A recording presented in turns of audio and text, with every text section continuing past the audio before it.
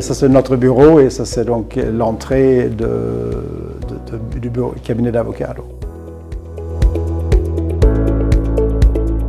Je m'appelle Anders Aberg et donc je suis avocat suédois et entre autres avant parisien aussi. J'ai travaillé dans l'industrie et aussi comme avocat, maintenant je suis un avocat d'affaires international.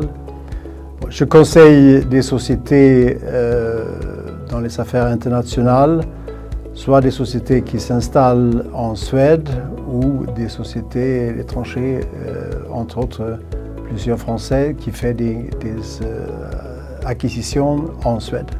On a aussi établi par exemple les grandes marques comme Louis Vuitton, Celine, Sephora, etc.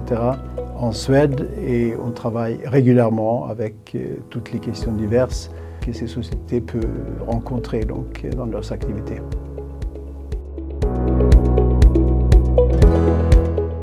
Voilà, c'est très utile et même si les contrats donc, internationaux sont souvent en anglais, c'est très utile.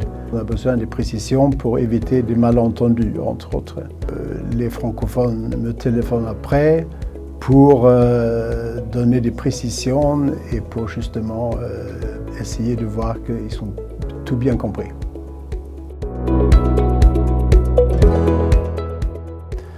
Oui, absolument. Le tout de parler français a été très important et surtout, comme il y a peu d'avocats suédois qui parlent français, ça justement me permettre de marquer avec d'autres avocats, donc justement, et enfin obtenir des missions intéressantes.